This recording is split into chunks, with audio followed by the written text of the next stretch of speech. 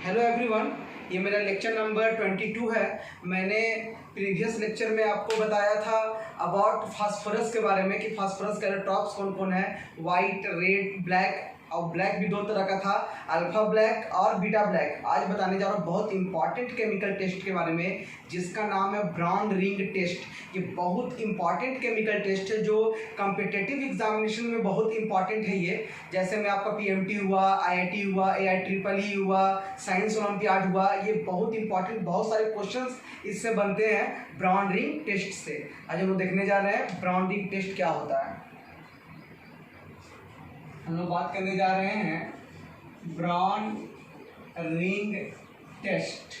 सुन लेते हैं पहले कि ये होता क्या चीज़ है, ठीक है। तो ब्रॉन्ड रिंग टेस्ट एक वेट केमिकल टेस्ट है। वेट केमिकल टेस्ट ही वेट केमिकल टेस्ट मतलब जो सॉल्ट हम लोग लेंगे उसका हम लोग सॉल्यूशन में ट्रीट करेंगे। सूखा हुआ ड्राई सॉल्ट से नहीं ट्रीट करेंगे, पहले उस सॉल्ट का सॉल्यूशन बनाएंगे हम लोग। तो इसलिए हम लोग बोलते हैं वेट केमिकल टेस्ट। अगर सिर्फ सॉल्ट को ही ट्रीट करते बिना सॉल्यूशन कर उसको बोलते हैं ड्राई केमिकल टेस्ट। तो ये एक वेट केमिकल टेस्ट है, राइट। ये क्या है कि ये कन्फर्मेटरी टेस्ट है। कन्फर्मेटरी टेस्ट है, कन्फर्म करता है, कन्फर्मेटरी टेस्ट है। किसका? तो 4 नाइट्रेट आयन। कौन सा ion? Nitrate ion in solution. मतलब ये आपको सॉल्ट सॉल्यूशन में अगर नाइट्रेट आयन होगा प्रेजेंट तो ये ब्रॉन्ड रिंग टेस्ट बताएगा कि सॉल्यूशन में नाइट्रेट आयन है या नहीं है। बस कंफर्म करता है नाइट्रेट आयन का, मतलब मीन्स एनायन का इन सॉल्यूशन, राइट। तो हम लोग करते क्या चीज़ है इस ब्रॉन्ड रिंग टेस्ट में? तो सबसे पहले हम लोग करते हैं, इसमें लेते हैं हम लोग unknown salt solution. Unknown salt solution ले लेते हैं हम लोग। सबसे पहले मान लीजिए कोई भी सॉल्ट का सॉल्यूशन आपको दे दिया जो अननोन है, राइट। अब क्या करते हैं कि इसमें हम लोग फ्रेशली प्रिपेयर्ड हम लोग FeSO4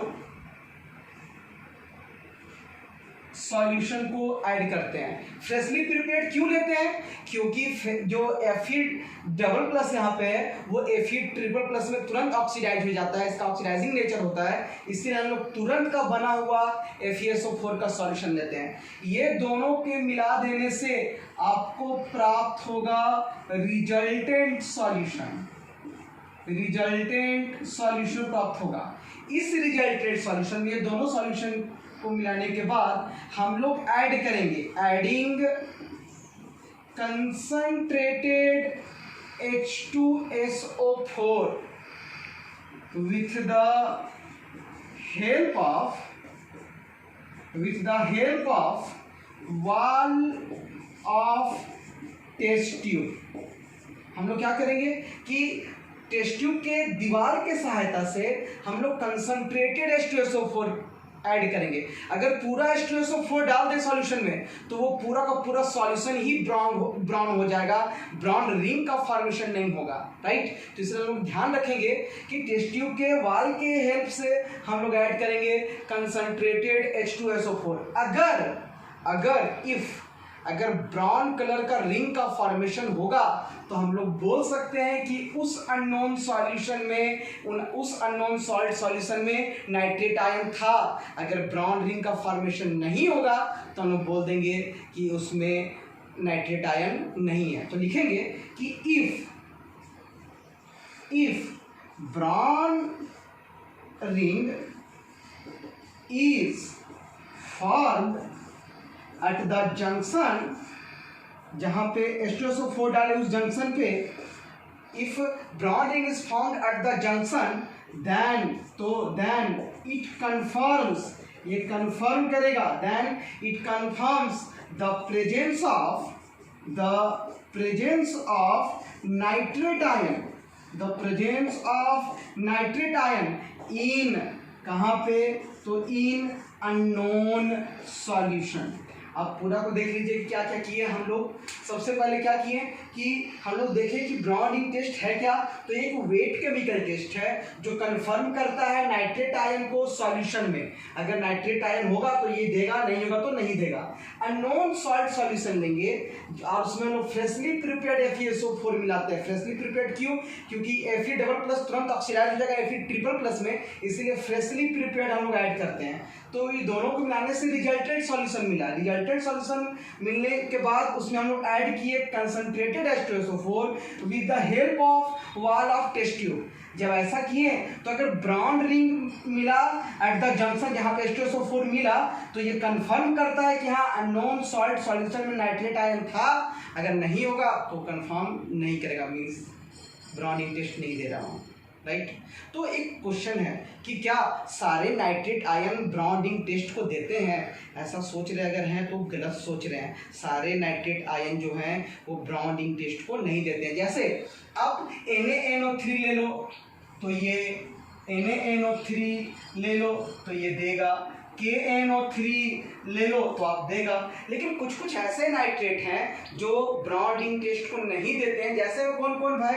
तो copper nitrate, calcium nitrate, barium nitrate, okay, lead nitrate. क्यों नहीं देते हैं? क्यों? देखिए आप, क्योंकि जब हम लोग इसमें कंसंट्रेटेड H2SO4 मिलाते हैं ना तो ये क्या करता है कि कैल्शियम सल्फेट बना देगा, ये बेरियम सल्फेट बना देगा, ये लेड सल्फेट बना देगा, और ये तीनों जो है वो प्रेसिपिटेट है। ये तीनों की सॉल्युबिलिटी बहुत कम होती है, राइट। तो ये प्रेसिपिटेट बनाएगा तो पूरा सॉल्यूशन धुंधला हो जाएगा। तो ये ब्रॉन्ड रिंग टेस्ट नहीं देता है क्योंकि ये सारा जो है ये वाइट PPT है, वाइट प्रेसिपिटेट है, और प्रेसिपिटेट का सॉल्युबिलिटी बहुत कम होता है, इसलिए ये धुंधला कलर का सॉल्यूशन देगा। तो ये ब्रॉन्डिंग टेस्ट नहीं देगा। बहुत इंपॉर्टेंट, सबसे पहले जाने कि ब्रॉन्डिंग टेस्ट होता क्या है, ठीक है। उसमें क्या सारे नाइट्रेट आयन ब्रॉन्डिंग टेस्ट को देते हैं? तो देखें नहीं, सारे नाइट्रेट आयन जो है वो ब्रॉन्डिंग टेस्ट नहीं देते हैं। जैसे में calcium nitrate, barium nitrate, lead nitrate etcetera. कोई दिक्कत यहाँ तक? अब हम लोग देखते हैं इसमें कौन कौन से रिएक्शन इन्वॉल्व हैं, राइट। इसमें जा रहे हैं इसका रिएक्शंस कि इसमें कौन कौन सा रिएक्शन इन्वॉल्व हुआ है। तो सबसे पहले क्या करते हैं, हम लोग ले लेते हैं नाइट्रेट सॉल्ट NaNO3 और इसमें ऐड करते हैं H2SO4 कंसंट्रेटेड। पता क्या बनाएगा ये बनाएगा NaHSO4 प्लस HNO3। और देखिए HNO3 ले लें हम लोग, और HNO3 लेने के बाद उसमें हम लोग ले लेते हैं freshly prepared FeSO4। Freshly prepared क्यों लिए? क्योंकि ये Fe डबल प्लस जो है तुरंत Fe ट्रिपल प्लस में क्या हो जाएगा, ऑक्सीडाइज हो जाएगा। प्लस हम लोग ले लेते हैं कंसंट्रेटेड H2SO4, तो ये बना देगा Fe2SO4 का whole 3 ferric sulphate plus NO plus H2O। Balance कर लेते हैं, यहाँ पे 2 ले लेते हैं, यहाँ पे 3, और यहाँ पे 6, यहाँ पे ले लेते हैं 3। अब क्या करते हैं कि आयरन 6 हो गया तो 2 है यहाँ, तो 3। नाइट्रोजन जो है यहाँ 2 है तो यहाँ भी 2। हाइड्रोजन 3 दूना 6 और 2 8, तो यहाँ पे ले लें 4। अब यही स्टार, यही आपका कलर को प्रोड्यूस करेगा। देखिए क्या होता है आगे। यहाँ पे ऐसे होने के बाद हम लोग देखेंगे कि ले लेते हैं हम लोग NO प्लस FeSO4 प्लस ले लेते हैं हम लोग 5H2O। तब ये क्या बनाएगा, ये बनाएगा FeH2O का होल 5, ठीक, NO, फिर ये बना देगा SO4। और NO जो है ना ये NO प्लस के रूप में है, नाइट्रोसोनियम आयन है। तो देखिए इसका ऑक्सीडेशन नंबर निकालिए, क्या होगा X प्लस 0 × 5 प्लस कितना 1। हम लोग जानते हैं कि सल्फेट का होता है -2 इक्वल टू कितना 0, तो हम लिखेंगे X -1 0। तो आप देख लीजिए X = +1, तो आयरन जो है वो +1 ऑक्सीडेशन नंबर में है। इसका नाम क्या होगा? इसका नाम होगा पेंटा एक्वा पेंटा एक्वा और NO प्लस के रूप में है तो इसका नाम हो गया नाइट्रोसोनियम आयरन। ओके 1 और फिर थोड़ा सा स्पेस देंगे और लिखेंगे सल्फेट। तो इसका नाम हो गया बच्चा, इस ब्रॉन कॉम्प्लेक्स का, यही आपका ब्रॉन कॉम्प्लेक्स है और इसका नाम हो गया पेंटा एक्वा नाइट्रोसोनियम आयरन 1 सल्फेट। ये हम न्यूट्रल फॉर्म में लिखे, राइट। अब इसको हम लोग थोड़ा सा आयन के रूप में लिखते हैं तो इसको हम लोग लिख सकते हैं नाइट्रेट आयन NO3-। कौन सा आयन है ये? Nitrate ion, right. हम लोग लिखते हैं Fe++ को यहाँ पे लिख देते हैं Fe++ में, राइट। अब क्या होगा कि ये एसिडिक मीडियम है तो हम लोग लेते हैं वहाँ पे H+ आयन, एसिड है। अब ये क्या होगा, हम लोग रिडॉक्स रिएक्शन में देखे हैं कि ये जो Fe++ जो है इस नाइट्रेट आयन को रिड्यूस कर देगा नाइट्रिक ऑक्साइड में। कैसे? तो यहाँ पे नाइट्रोजन का ऑक्सीडेशन नंबर 5 है। कैसे?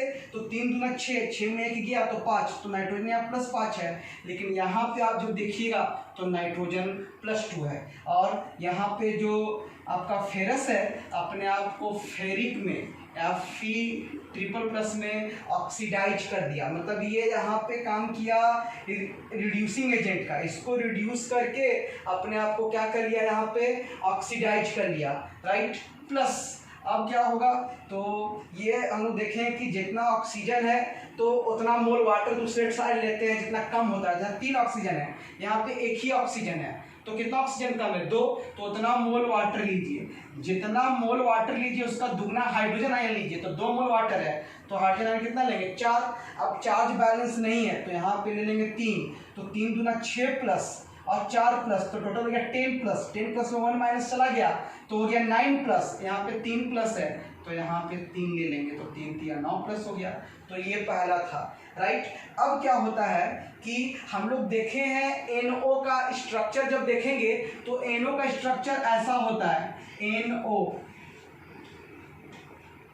ये तो नाइट्रोजन के पास कितने पेयर इलेक्ट्रॉन, देखिए तो 1 इलेक्ट्रॉन है। तो ये 1 इलेक्ट्रॉन छोड़ के अपने आप को ऑक्सीडाइज कर लेगा NO+ में और आयरन उसको गेन करके अपने आप को रिड्यूस कर लेगा Fe++ में। देखिए क्या होता है यहाँ पे, ये हम लोग देखेंगे कि NO जो है तो NO के पास 1 अनपेयर्ड इलेक्ट्रॉन है। आप देख सकते हैं वहां पे स्ट्रक्चर को, स्ट्रक्चर में देखिए यहाँ पे 1 अनपेयर्ड इलेक्ट्रॉन है क्योंकि NO के पास total number of valence electron 11 है। आप काउंट कीजिए, 1 बॉन्ड तो 2 इलेक्ट्रॉन, 2 दूना 4 इलेक्ट्रॉन, 4 और 6 10, राइट। 4 और 4 8, 8 और 2 10 और 1 11 इलेक्ट्रॉन हो गया। फिर काउंट कीजिए, 2 2 4, 4 8, 2 10 और 1 11, 1 अनपेयर्ड इलेक्ट्रॉन है। यही 1 अनपेयर्ड इलेक्ट्रॉन जो है वो आयरन++ को ये ट्रांसफर कर देगा, इसको दे दिया। तो अब क्या होगा आप सोचिए, तो यहाँ पे NO जो है 1 इलेक्ट्रॉन दे के छोड़ के ये NO+ बन जाएगा और ये 1 इलेक्ट्रॉन जब लेगा तो ये बन जाएगा Fe+। इसको आप ऐसे भी दिखा सकते हैं कि NO क्या किया, 1 इलेक्ट्रॉन छोड़ के NO+ बन गया जिसका नाम है नाइट्रोसोनियम आयरन, राइट। अब Fe++ उस 1 इलेक्ट्रॉन को गेन किया और ये बन गया Fe++ आयन में, राइट। तो यहाँ पे देखें कि NO ऑक्सीडाइज हुआ और Fe++ अपने आप को क्या कर लिया, यहाँ पे रिड्यूस कर लिया। अब देखिए ये NO+ और Fe+ क्या होता है, देखिए यहाँ पे क्या होगा कि Fe जो था वो सिंगल+ और NO सिंगल+ क्या है 5H2O। तो हम लोग इसको लिख सकते हैं कि Fe और H2O का, या फिर इसमें लोग सल्फेट आयन ले लें SO4 2- आयन, तो ये बनाएगा FeH2O का होल 5 और NO, और देख लीजिए आप 1+ और 1+ 2+ और 2-, तो ये SO4 देख लीजिए ये है। अगर आप इसको ऐसे भी लिख सकते हैं कि FeH2O का होल 5 NO, और जब यहाँ से सल्फेट हटेगा तो 2+ आयन दे देगा यहाँ पे। तो यही है आपका ब्रॉन कॉम्प्लेक्स और इसी टेस्ट को हम लोग बोलते हैं ब्रॉन रिंग टेस्ट। अब हम लोग बात करते हैं इसका कौन कौन सा क्या क्या प्रॉपर्टीज़ है। अब हम लोग बात करते हैं इसका प्रॉपर्टीज के बारे में। तो प्रॉपर्टीज में देखें तो ये एक इंटेंस ब्राउन कलर का कॉम्प्लेक्स होता है, it is brown colour complex.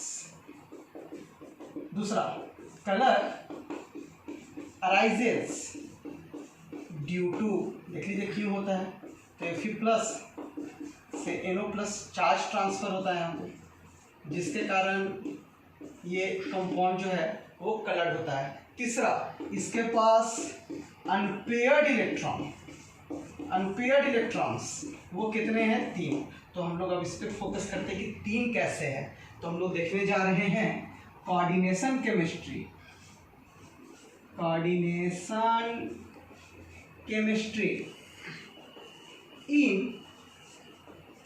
In brown ring complex. हम लोग देखने जा रहे हैं coordination chemistry in brown ring क्या चीज, कॉम्प्लेक्स। सबसे पहले इसका पहले लोग नाम, इसका जो था मॉलिक्यूलर फार्मूला लिख लें, FeH2O का हॉल 5 NO SO4। हम लोग इसको ऐसे भी लिख सकते हैं कि FeH2O का हॉल 5 NO, अब इसको लिख सकते हैं हम लोग, सॉरी यहाँ से हटाएंगे सल्फेट आयन, यहाँ पे दे देंगे 2+ आयन, राइट। देखिए सबसे पहले इसका कोऑर्डिनेशन नंबर कितना होगा, कितने लिगेंड पार्टिसिपेट करे वो देख लीजिए। कोऑर्डिनेशन नंबर कहते हैं उसको हम लोग, तो लिगेंड है 5 और एक 6, तो इसका कोऑर्डिनेशन नंबर हो गया 6। अगर कोऑर्डिनेशन नंबर 6 होगा तो उस कॉम्प्लेक्स का जो ज्योमेट्री होगा ना वो ऑक्टाहेड्रल होगा। अगर 4 होता तब टेट्राहेड्रल होता, लेकिन यहाँ पे कोऑर्डिनेशन नंबर 6 है तो ज्योमेट्री जो है वहाँ पे कितना हो गया, ज्योमेट्री इसका क्या हो गया, ऑक्टाहेड्रल। क्या हुआ था यहाँ पे, आपको अभी बताए थे कि NO एक इलेक्ट्रॉन छोड़ के अपने आप को NO प्लस, जिसका नाम हम आपको बताएं नाइट्रोसोनियम आयन, राइट, और Fe डबल प्लस जो है एक इलेक्ट्रॉन गेन करके, एक इलेक्ट्रॉन गेन करके, नॉट लॉस करके, एक इलेक्ट्रॉन गेन करके ये अपने आप को बना लिया था Fe प्लस आयन में, राइट। अब देखते हैं हम लोग कि Fe का atomic number 6, electronic configuration 3d6, 4s2, 4p0 और 4d0, राइट। 3d पहले बना लीजिए, 1 2 3 4 5, यहाँ S में 1, P का बना लीजिए 3 और D का बना लीजिए 5। इलेक्ट्रॉन भरिए 1 2 3 4 5 6, S में 2, ये सब तो वैकेंट है। लेकिन हम लोग यहाँ पे देख रहे हैं कि Fe डबल प्लस एक इलेक्ट्रॉन गेन करके क्या बन रहा है, Fe प्लस। तो यहाँ पे हम लोग देखेंगे Fe प्लस का क्या होगा बच्चा, इसका Fe प्लस में हो जाएगा आपका 3d6 और 4s1, 4p0 और 4d0। देखते हैं, D बना लीजिए आप, S बना लीजिए, P बना लीजिए और D बना लीजिए, राइट। अब भरिए 6 1 2 3 4 5, डबलिंग स्टार्ट 6, यहाँ पे S1 है और यहाँ पे सब वैकेंट है। हम लोग देख रहे हैं कि NO प्लस जो है ये एक SFL है। SFL मीन्स स्ट्रांग फील्ड क्या चीज है, लिगेंड है। तो ये क्या करेगा कि जो स्ट्रांग फील्ड लिगेंड होता है कैन पेयर D इलेक्ट्रॉन्स को ये क्या कर सकता है, पेयर कर सकता है। तो यहाँ पे हम लोग देखेंगे कि ये इलेक्ट्रॉन इसको यहाँ पे हम लोग दे देंगे, तो अब यहाँ पे हो जाएगा, ये अगर इलेक्ट्रॉन यहाँ चला गया तो हम लोग देखेंगे कि ये अगर हम लिखें कि FeH2O का हॉल 5 NO और किसके लिए, SO4 के लिए, तब यहाँ पे हो जाएगा 3d7 और 4s0, 4p0 और 4d0। अब आप देख लीजिए D में 7 हो गया है, 1 2 3 4 5 6 7, S में 0, P में भी 0 और डी में भी क्या हो गया 0। अब हम लोग देखेंगे कि इसके पास अनपेयर्ड इलेक्ट्रॉन कितना बचा, ध्यान से देखिए 1 2 3 राइट।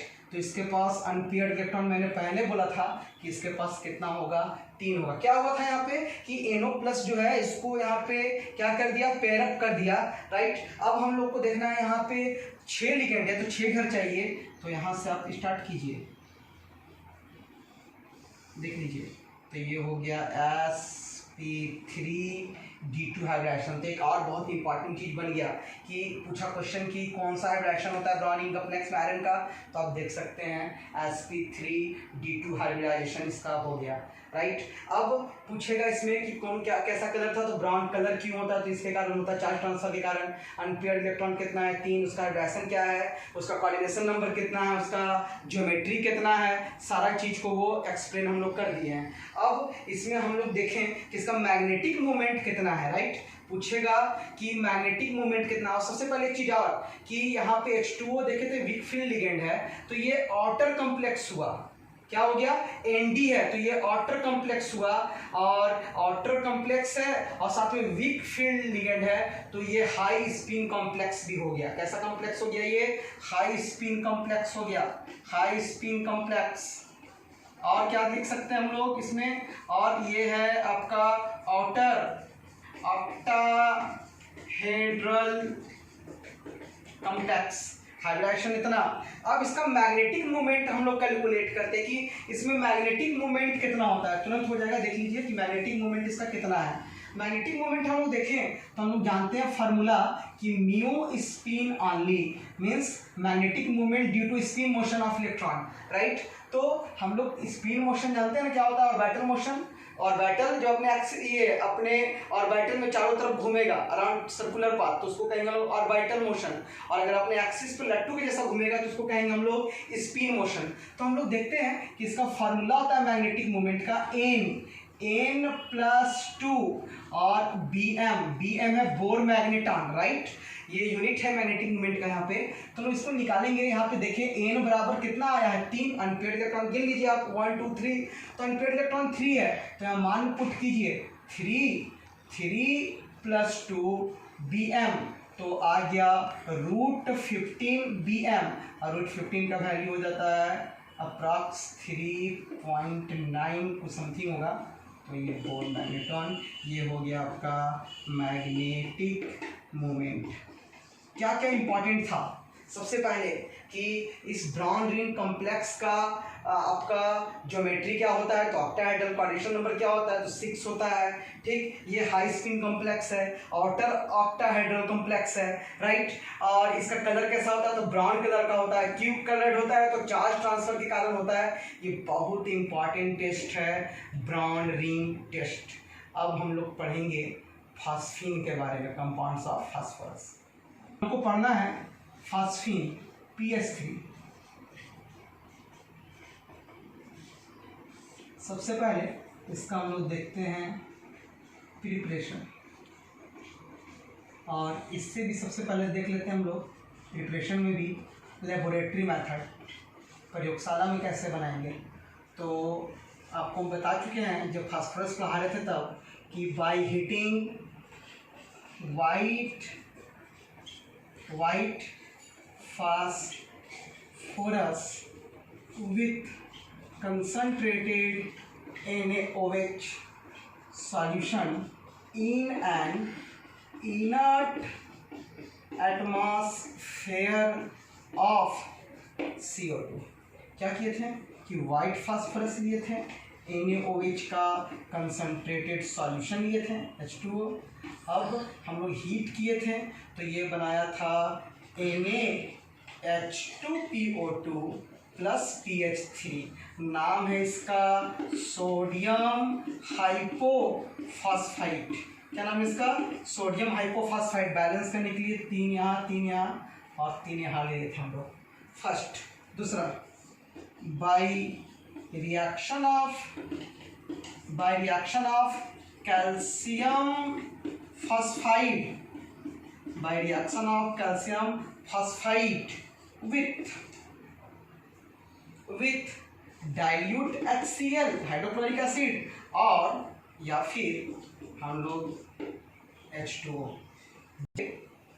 जब ड्रॉप करेंगे H2O उस पर तो हम लोग ये देख सकते हैं, हम लोग रिएक्शन देखते हैं इसका, कैल्शियम फॉस्फाइड, तो इसका नाम होता है Ca3P2 प्लस HCl का एक्शन करवा दें हम लोग डाइल्यूट, या फिर Ca3P2 पे हम लोग ड्रॉप वाइज वाटर को ऐड कर, मीन्स वाटर गिराएं उस पर, तब भी देखते हैं क्या होगा। सबसे पहले कोई भी मेटल रहे, हाइड्रोजन रहे, तो मेटल हाइलाइट बनाता है, तो ये बना देगा CaCl2 प्लस, और क्या बनाएगा ये, तो PH3 बनाएगा। यहाँ क्या बनाएगा, मेटल है और वाटर है, तो मेटल हाइड्रोक्साइड COH का होल 2 प्लस क्या बनाएगा PH3। बैलेंस कर लेते हैं हम लोग, कैल्शियम 3 है तो यहाँ पे 3 ले लीजिए, यहाँ भी कैल्शियम 3 है तो यहाँ भी 3 ले लीजिए, फास्फोरस 2 है तो यहाँ भी 2 लीजिए, यहाँ भी 2 ले लीजिए। अब देखिए हाइड्रोजन यहाँ पे 6 है तो 6 हो गया, यहाँ भी हाइड्रोजन 6 है और 6 12 है, यहाँ पे 2 ही है तो 6 यहाँ भी ले लीजिए, और आप लोग को मिल गया यहाँ पे कौन सा गैस, फास्फीन। नेक्स्ट और देखते हैं इसका प्रिपरेशन का मेथड, ये 2 हुआ।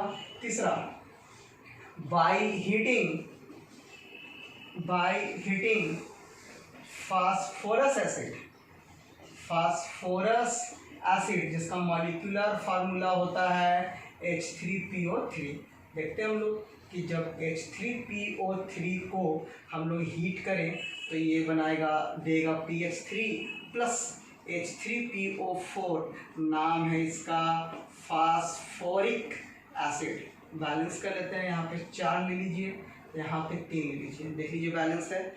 अब यहाँ पे नीचे आप देख सकते हैं डिस्प्रोपोर्शनेशन रिएक्शन दिखाता है। डिस्प्रोपोर्शनेशन रिएक्शन का मतलब होता है कि वैसा रिडॉक्स रिएक्शंस जिसमें कोई सेम एलिमेंट ऑक्सीडाइज भी हो जाए और रिड्यूस भी हो जाए, तो ऐसे हम लोग रिएक्शंस को बोलते हैं डिस्प्रोपोर्शनेशन रिएक्शन। जैसे देख लीजिए यहाँ पे फास्फोरस का ऑक्सीडेशन नंबर देखिएगा आप तो +5 है, राइट। यहाँ पे फास्फोरस का देखिएगा तो -3 है, सॉरी यहाँ पे 3 दूना 6, 3 यहाँ पे +3 है, राइट। यहाँ पे -3 है और यहाँ पे जब देखिएगा तो +5। तो आप देख लीजिए कि सेम एलिमेंट फास्फोरस, यहाँ पे ऑक्सीडेशन नंबर +3 है, अपना ऑक्सीडेशन नंबर घटाया भी और अपना ऑक्सीडेशन नंबर बढ़ाया भी, तो ऐसे रिएक्शंस को बोलते हैं हम लोग डिस्प्रोपोर्शनेशन रिएक्शन या फिर सेल्फ रिडॉक्स रिएक्शंस के नाम से भी हम लोग जानते हैं। तो ऐसा रिडॉक्स रिएक्शंस जिसमें कुछ सेम एलिमेंट ऑक्सीडाइज भी हो जाए और रिड्यूस भी हो जाए, तो ऐसे रिएक्शंस को हम लोग बोलते हैं डिस्प्रोपोर्शनेशन रिएक्शन या फिर सेल्फ रिडॉक्स रिएक्शन, राइट। तो ये तीसरा मेथड था। चौथा कि PH3 इज अब्जॉर्ब्ड इन किसमें, HI में, हाइड्रोजन आयोडाइड में, ठीक है, टू गिव क्या देगा, फास्फोनियम आयोडाइड विच रिएक्ट्स विथ किसके साथ, NaOH और KOH to give PH3 gas. अब आप देख लो क्या होता है रिएक्शन कि PH3 जो है ना बच्चा वो HI से रिएक्शन करेगा, ये बना देगा फास्फोनियम आयोडाइड, और ये जब PH4I या तो इसको हम NOH के साथ ट्रीट कर दें या फिर NaOH के साथ छोड़ के फिर दूसरा हम लोग देखें KOH के साथ, तो ये फास्फिन गैस रिलीज करेगा। तो सबसे पहले PH3 लिख दीजिए, दोनों में जरूरत है। अब मेटल और हाइड्रोजन तो Na sodium iodide plus water, यहाँ बना देगा Ki plus water, that's it. ये था प्रिपरेशन ऑफ फास्फिन गैस। अब हम लोग बात करते हैं अबाउट प्रॉपर्टीज। तो सबसे पहला इसका प्रॉपर्टीज हम बोल के ही बता देते हैं, आपको लिखने की जरूरत नहीं है कि ये एक कलरलेस गैस होता है, स्पैरिंगली सॉल्युबल इन वाटर होता है, और ये हाईली पॉइजनस होता है और रोटेन फिश स्मेल होता है, सड़ा हुआ मछली के जैसा इसका गंध होता है, ये हेडेक क्रिएट कर सकता है, बहुत पॉइजनस भी होता है, हाईली पॉइजनस होता है। नेक्स्ट अगर हम लोग देखें इसका प्रॉपर्टीज में तो लिखेंगे कि its solution in water decomposes, टूट जाएगा, decomposes, its solution in water decomposes in the presence of light, to give, पता क्या देगा, to give red phosphorus, to give red phosphorus and dihydrogen gas H2 gas release करेगा। आप reaction देखो कि PH3 को जब हम लोग डिकम्पोज कर दें लाइट के प्रेजेंस में या इलेक्ट्रिक आर्क में भी हम लोग लिख सकते हैं, ठीक है, तो क्या होगा, ये टूटेगा P4 जो वाइट नहीं रेड फास्फोरस है प्लस डाइहाइड्रोजन गैस, बैलेंस कीजिए P4 है तो यहाँ पे 4, हाइड्रोजन 12 तो यहाँ पे 6, दैट्स इट, ये यहाँ पे बैलेंस हो गया। ठीक है, नेक्स्ट देखते हैं हम लोग इसका दूसरा प्रॉपर्टी कि इट इज बहुत इंपॉर्टेंट है कि it is absorbed in copper sulphate solution और मर्क्यूरिक क्लोराइड सॉल्यूशन, ठीक है, टू गिव corresponding फॉस्फाइड्स। चलिए देखते हैं हम लोग कि करस्पॉन्डिंग फॉस्फाइड्स कैसे बनाएगा। तो रिएक्शन देखें अगर तो देखेंगे CuSO4 प्लस क्या देखें, क्या लेंगे हम लोग CuSO4 और PH3, राइट, और क्या ले लें HgCl2 प्लस क्या ले लें हम लोग PH3, तो ये बना देगा Cu3P2, क्या बनाएगा Cu3P2, यहाँ बनाएगा Hg3P2 प्लस यहाँ बनाएगा HCl और यहाँ बना देगा H2SO4। बैलेंस कीजिए, 3 दोनों तरफ है तो यहाँ भी 3 यहाँ भी 3 लीजिए, 6 क्लोरीन हो गया तो 6 लीजिए, सल्फेट 3 है तो यहाँ पे 3 लीजिए, अब हाइड्रोजन हो गया यहाँ पे 6, राइट, यहाँ पे भी देख लीजिए क्लोरीन 6 है तो 6 हो गया, यहाँ भी P2 है तो यहाँ भी 2 लीजिए, अब यहाँ भी क्या करना पड़ेगा 2 लेना पड़ेगा। रिएक्शन बैलेंस है कि नहीं देख लीजिए आप यहाँ पे, ठीक, बैलेंस है। तो नाम क्या चीज़ है इसका नाम हो गया मर्क्यूरिक फॉस्फाइड, ओके, और या इसको मर्क्यूरी 2 फॉस्फाइड भी बोल सकते हैं हम लोग, मर्क्यूरी 2 फॉस्फाइड। ऊपर वाले का नाम आप जान रहे हैं कि क्यूप्रिक फॉस्फाइड या कॉपर 2 फॉस्फाइड, 2 हुआ। तीसरा, ठीक है, हम लोग देखते हैं कि it reacts with hydrogen acid या hydrogen halide to give phosphonium compound. जैसे रिएक्शन कि PH3 प्लस HI ये बना दिया PH4I, क्योंकि फास्फीन के पास एक लोन पेयर होता है जो डोनेट कर सकता है, इसीलिए ये काम करता है लेविस बेस का। एक क्वेश्चन है कि PH3 एसिड है या बेस है, तो लोग बोलते हैं वीकली बेसिक है लाइक अमोनिया, इसलिए उसको बोल रहे हैं यहाँ पे लेविस बेस, क्योंकि डोनेट कर सकता है लोन पेयर के कारण ही काम कर रही है। PH4 प्लस HBr तो ये बना देगा PH3 प्लस HBr तो ये बना देगा PH4Br, नाम फास्फोनियम आयोडाइड, फास्फोनियम ब्रोमाइड, राइट, यहाँ पे था ये इसका रिएक्शंस। अब बात करते हैं इसका स्ट्रक्चर कि कैसा स्ट्रक्चर होता है किसका, फास्फीन का। तो हम फास्फीन का अगर स्ट्रक्चर देखें तो लाइक अमोनिया होता है, एक लोन पेयर होता है, ठीक है, और 3 बॉन्ड पेयर होता है H। अब हम लोग लिखें इसका हाइब्रिडाइजेशन तो sp3, बॉन्ड पेयर तो 3, लोन पेयर तो 1, और इसका स्ट्रक्चर ज्योमेट्री देखें तो ट्राइगोनल पिरामिडल है ये। इसका यूजेस कहाँ है तो haulm signal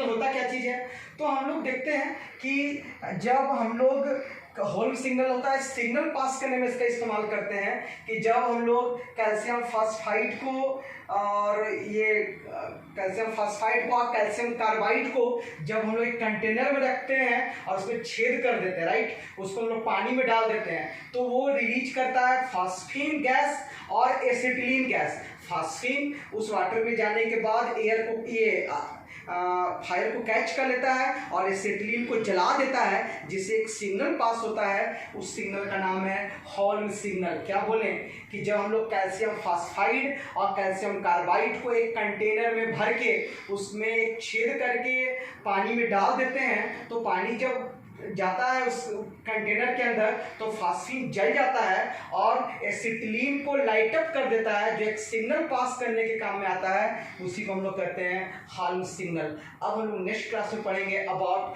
हालाइड्स of phosphorus. Thank you.